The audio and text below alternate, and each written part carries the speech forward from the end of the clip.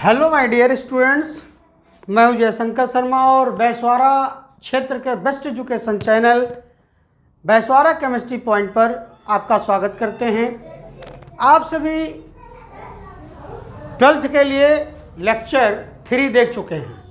आज हम villain chapter का लेक्चर 4 देने चल रहे हैं। उसमें कुछ बेसिक पॉइंट हैं और मैंने जैसा आपसे कहा था तन विलेनों के अनुसंग के गुणधर्म हैं, उस सारी बातों पर चर्चा करेंगे और आपको जो है इसके विषय में डीपली स्टडी कराएंगे और ऐसा कुछ बताएंगे जिससे आपकी बोर्ड परीक्षा की तैयारी हो सके। चलिए मित्रों, आप लोग पढ़िए। देखिए, कल जो पिछले लेक्चर में जो हमने बात किया था उसमें से एक छोटा सा पॉइंट छूट गया था। अतिपरासारी और अल्पपरासारी विलेन किसे कहते हैं? अतिपरासारी और अल्पपरासारी। तो पहला देखिएगा, पहले छोटा से पॉइंट में हम डिस्कशन करते हैं अल्पपरासारी और अतिपरासारी। अल्पपरासारी और अतिपरासारी विलेन। तो अल्पपरासारी और अतिपरासारी, ठीक। अल्प माने होता कम। ऐसे दो विलेन जिसका परासरण दाब कम होता है वह अल्पपरासारी, और जिसका परासरण दाब अधिक होता है उसे अतिपरासारी विलेन कहते हैं। तो हम लोग कहेंगे दो विलयनों में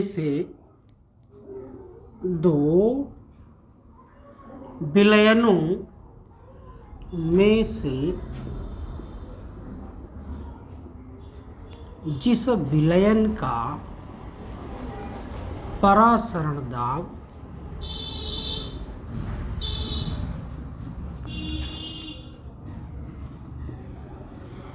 कम होता है वह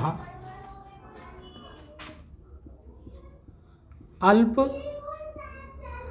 परासारी और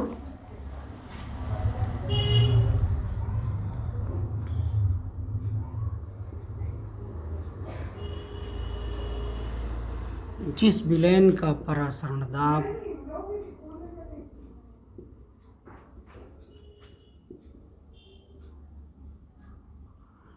अधिक होता है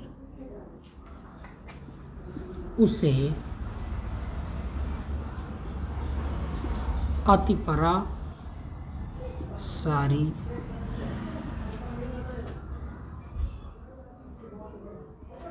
विलेन कहते हैं। ठीक है, तो ये छोटा सा टॉपिक आपका पिछले वाले में हो गया। अब आपको पढ़ना है परासरण दाब के नियम। अब आपको न्यू टॉपिक स्टडी करना है, परासरण दाब के नियम। क्या पढ़ना है बच्चों? परासरण दाब के नियम। परासरण दाब के नियम स्टडी करना है। तो लॉ ऑफ ऑस्मोटिक प्रेशर, इसको कहते हैं लॉ ऑफ ऑस्मोटिक प्रेशर, ये कहते हैं लॉ ऑफ ऑस्मोटिक प्रेशर। आपको बच्चों मैं बताता चलूं, इसके बारे में थोड़ा सा मैं अच्छे से आपको बता दूं। W.F. फेफर नाम के साइंटिस्ट थे। 1877 की बात है जब इन्होंने क्या किया? तन विलयनों के परासरण दाबों का अध्ययन किया। विभिन्न ढेर सारे विलेन लिए, तन विलेन, उनके परासरणों के दाब का अध्ययन किया। तो जो अध्ययन किया उस अध्ययन के जो परिणाम निकले, उस परिणाम के से एक वैज्ञानिक थे वान 't हॉफ। कौन वैज्ञानिक थे? वान 't हॉफ। तो वान 't हॉफ ने क्या किया? 1887 में फेफर के द्वारा किए गए प्रयोगों के परिणामों के आधार पर वान 't हॉफ ने 1887 में एक बात बताई। क्या बताया? कहा गैसों के नियमों और तन विलेनों, यानी जो गैस के रूल हैं और जो है इनके क्या कहते हैं तन विलेनों के, उन दोनों में काफ़ी कुछ समानता होती है। ठीक है, तो इन्होंने क्या बना के दिया, परासरण दाब के नियम की रचना की। यानी गैसों के और तन विलेनों के गुणधर्मों में समानता दिखाई दी, तो इसी समानता के आधार पर वान टै हब ने परासरण दाब के नियम की रचना की। और किस सन में किया, 1887 में किया। तो पहला नियम है बायल वान टै हब नियम, दूसरा नियम है चार्ल्स, दो नियम दिए। कौन कौन सा नियम दिया, पहला रूल बच्चों दिया बायल वान टै हब नियम, ये नियम दिया। ठीक है, और दूसरा दिया चार्ल्स वान टै हब। कौन सा दिया, चार्ल्स वान टै हब, ये दो नियम दिए। ठीक है, तो पहला नियम जरा देखिएगा, बायल वान टै हब नियम के बारे में मैं आपको बता रहा हूँ, जरा देखिएगा बायल वान टै हब नियम क्या है। इसे आप नोट करना चाहें नोट कर सकते हैं, और चूंकि मैं पहला बायल वाला लिखने चल रहा हूँ, बताने चल रहा हूँ आपको।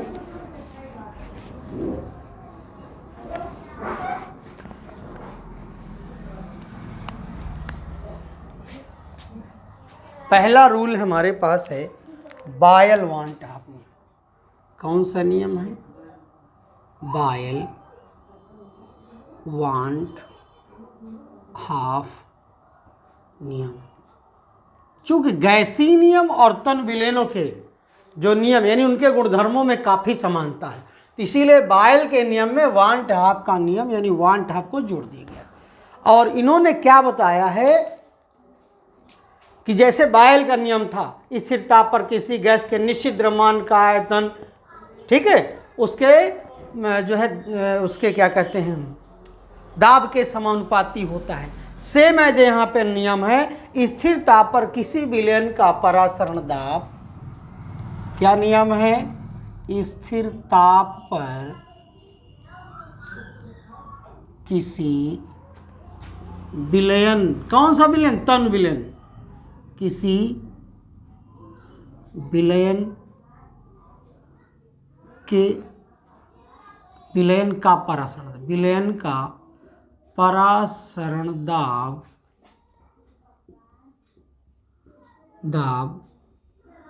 उसके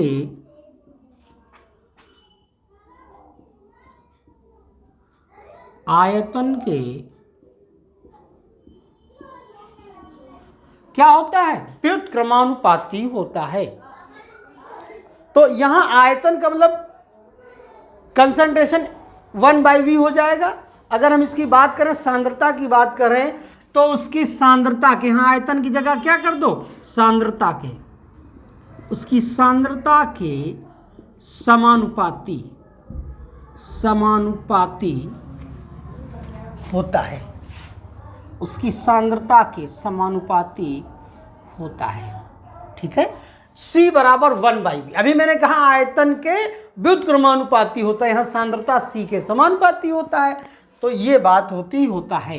तो इसका मतलब है हम कह सकते हैं परासरण दाब P प्रोपोर्शनल टू C, जबकि हम जानते हैं चूंकि C is equal to 1/v, इसका मतलब है P प्रोपोर्शनल टू 1/v, इसका मतलब है PV, ठीक है, तो PV बराबर K, यानी अब चाहे प्रोपोर्शनल का साइन हटा पहले लगा लें और चाहे P प्रोपोर्शनल K/V, या हम कह सकते हैं PV बराबर K, यानी ये है नियतांक। क्लियर है, ये बात हो गई। ये हो गया बायल वान टै हब नियम, स्थिर ताप पर किसी विलयन का परासरण दाब उसके, दुई बार होगा, उसके सांद्रता के समानुपाती होता है। और सांद्रता C बराबर 1/v, मैंने यहाँ पहले भी बोला था आयतन के व्युत्क्रमानुपाती, वही बात आ गई ना।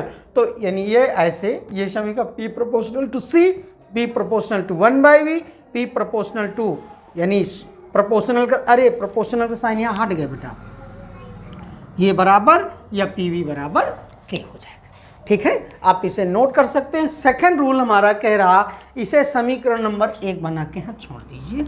और समीकरण नंबर 1 क्या है? बायल वांट हाफ का समीकरण है और सूत्र यानी समीकरण या सूत्र है। दूसरा हमारे पास है चार्ल्स का नियम, इसको कहेंगे चार्ल्स वांट हाफ नियम। क्या देंगे? चार्ल्स वांट हाफ नियम। सेकंड वाला है चार्ल्स वांट हाफ नियम। ये सेकंड रूल। सेकंड रूल कहता है स्थिर सांद्रता पर किसी विलयन का परासरण दाब उसके परम ताप के समानुपाती होता है। ठीक है, तो सेकंड रूल कहता है स्थिर दाब पर स्थिर नहीं, वो चार्ल्स का नियम था स्थिर दाब, यहाँ स्थिर सांद्रता पर। यहाँ क्या बोलेंगे बच्चों? स्थिर सांद्रता पर। स्थिर सांद्रता पर किसी विलयन का परासरण दाब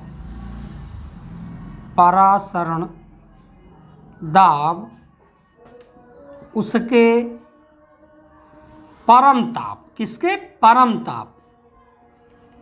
परम ताप T, इसको यहाँ कैपिटल T लिख दिया ना। परम ताप के क्या होता है? परम ताप के समानुपाती होता है। परम ताप के समानुपाती होता है, यानी हम कह सकते हैं परासरण दाब प्रोपोर्शनल टू T। ठीक, तो हम कह सकते हैं P बराबर K डैश T। ठीक है, इस तरह समीकरण नंबर 2 आ जाएगा। इसका मतलब है समीकरण 1 बायल वांट हाफ है, समीकरण 2 चार्ल्स वांट हाफ का नियम है, यानी इसका सूत्र समीकरण मान लो। ठीक, इस तरह से ये बात हो गई। अब अगली नेक्स्ट बात आती है कि जैसे बायल का नियम और चार्ल्स के नियम को अगर संयुक्त कर दिया जाता था तो हम लोग गैस समीकरण, आदर्श गैस समीकरण बना लेते थे। वैसे ही अगर बायल वांट हाफ का नियम और चार्ल्स वांट हाफ के नियम को संयुक्त कर दिया जाए तो हम लोगों को वांट हाफ समीकरण मिल जाएगी। तो बच्चों, प्यारे बच्चों मेरे, हम यहाँ निकालेंगे वांट हाफ समीकरण। क्या निकाले? पूछा गया है वांट हाफ समीकरण क्या है। ठीक है, तो वांट हाफ समीकरण क्या है? बायल वांट हाफ का नियम और चार्ल्स वांट हाफ के नियम को संयुक्त करने पर एक समीकरण प्राप्त होती है जिसे हम वांट हाफ समीकरण कहते हैं। बायल वांट हाफ के नियम और चार्ल्स वांट हाफ के नियम को संयुक्त करने पर एक समीकरण प्राप्त होती है। दोनों नियमों को जब संयुक्त कर देते हैं और डिराइव्ड करते हैं तो एक हमको डेरिवेशन यानी एक समीकरण प्राप्त हो जाती है जिसे हम लोग वांट हाफ समीकरण। प्यारे बच्चों, यहीं से देखिएगा, मैं अभी हटा रहा हूँ और ये वाला समीकरण सूत्र याद रखना, ये दोनों याद रखना, अभी मैं बना रहा हूँ। हटा दें इसको।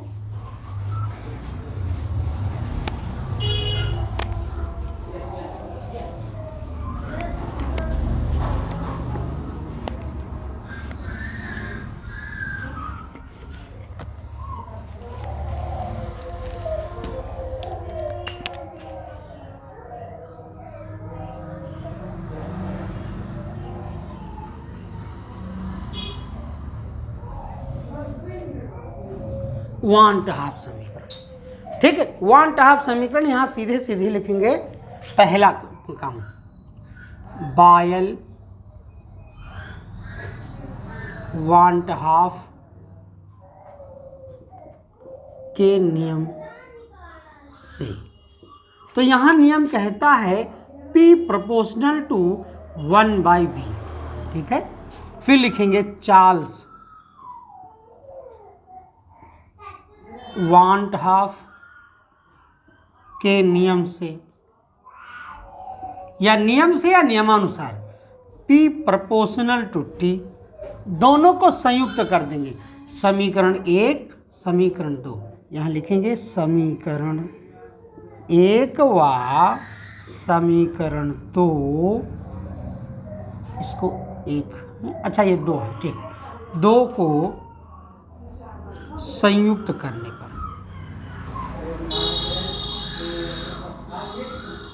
तो ये हो जाएगा प्यारे बच्चों P प्रोपोर्शनल टू क्या हो जाएगा T/V। ठीक है, अब दोनों को हम एक साथ कर लिया। अब यहाँ पे कोई नियतांक आएगा तो P प्रोपोर्शनल का साइन हटाएंगे तो यहाँ आ जाएगा R। ठीक है, R इंटू T/V। तो ये इधर पक्षांतरण कर दो, PV बराबर RT आ जाएगा। जहां R गैस नियतांक होता है, यहां क्या होगा विलयन नियतांक या विलयन स्थिरांक होगा। समीकरण PV बराबर RT बन जाएगी और यहाँ समीकरण 1 थी, 2 थी और यहाँ समीकरण नंबर 3 बन जाएगी। हम कहेंगे कि समीकरण अभी 3 जो बनी है वन एंड हाफ समीकरण है, लेकिन अभी चूंकि अभी फाइनल नहीं, यहाँ लिखेंगे जहां R बराबर विलयन स्थिरांक है। क्या है बच्चों? विलयन स्थिरांक है, ये स्थिरांक है। इसके बाद मैं आपको बता दूं, चूंकि यदि विलयन में विलेय की मात्रा या विलयन की सांद्रता, सीधे कह दो, या विलयन की, यदि विलयन की सांद्रता 1 मोल प्रति लीटर है, प्रति वी लीटर है, ठीक है, प्रति वी लीटर है, तो इसका मतलब है 1 मोल है, आता है PV बराबर nRT। n बराबर 1 मोल थी, तो इसमें 1 मोल है इसलिए नहीं लिखा, लेकिन मोल की संख्या परिवर्तित हो सकती है तो हम यहाँ n लिख देंगे। अगर 1 मोल होगी तो n का मान नहीं लिखेंगे, अगर 2 मोल, 3 मोल, 4 मोल है तो n का मान लिखेंगे। तो यहाँ हो जाएगा PV बराबर, अब n का बेटा मान बदल जाएगा, ठीक है, अभी ऐसे रहने दो, आवश्यकता पड़ेगी तो हम चेंज कर लेंगे। ये समीकरण नंबर बन जाती 4 और हम लोग कहते हैं समीकरण 4 क्या है? 1/2 समीकरण कहलाती है, 1/2 समीकरण कहलाती है। प्यारे बच्चों, दोनों हो गए हैं। अब आप इसके बारे में समझ सकते हैं बहुत सरलता से, इसमें कोई कठिनाई नहीं। कैसा भी कमज़ोर बच्चा हो, बहुत आराम से, बहुत बिल्कुल इजीली वो इस बात को पढ़ सकता है, समझ सकता है कि ये 1/2 समीकरण कैसे डिराइव की गई है, कैसे आई है, इसके बारे में आप अच्छी तरह से समझ सकते हैं। प्यारे बच्चों, इसके बाद 1/2 समीकरण की सीमाएं क्या हैं, जरा मैं आपको उसके बारे में बता दूं। 1/2 समीकरण की सीमाएं कहाँ लागू होती हैं, कब ये किसको फॉलो करती हैं, ये सारी बातें हैं और इसको देखिएगा।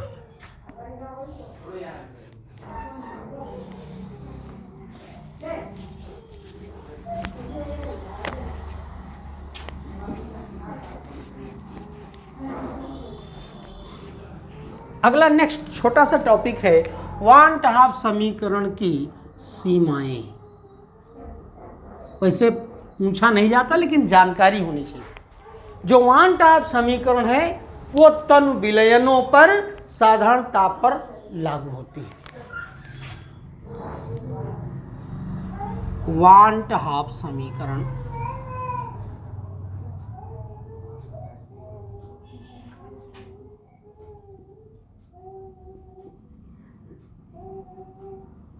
तनु विलयनों में साधारण ताप पर लागू होती हैं। पहली बात। दूसरी बात, 1/2 समीकरण वैद्युत नवघट्ट एवं आवासशील विलयों के तनु विलयनों पर लागू होती है। ये आवासशील एवं वैद्युत अनपघट्यों के तनु विलयनों पर तन विलयनों पर लागू होती है। क्लियर। नेक्स्ट तीसरा नंबर है हमारे पास, ये जो वान ट्राप समीकरण है वाष्पशील पदार्थों के विलयनों पर लागू नहीं होती हैं। ये समीकरण यानी ये वही वान ट्राप समीकरण, ये वाष्पशील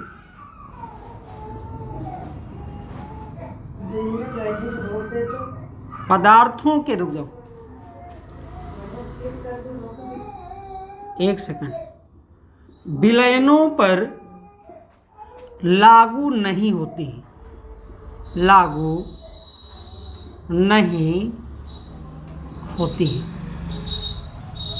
चौथा नंबर, वे पदार्थ जो विलयनों में संगुणित होते हैं, जो संगुणित हो जाते हैं, संगुणित माने जुड़ जाते हैं, संगुणित होते हैं, उन पर ये लागू नहीं होती हैं, लागू नहीं होती हैं।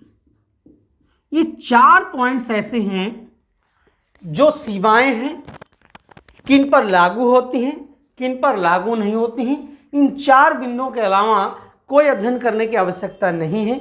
कैसा भी बच्चा हो, ये छोटे छोटे बिंदु हैं। आप वैद्युत अपघट्ट समझते होंगे, वैद्युत अनपघट्ट समझते ही हैं, अवाष्पशील और वाष्पशील के बारे में भलीभांति जानते हैं।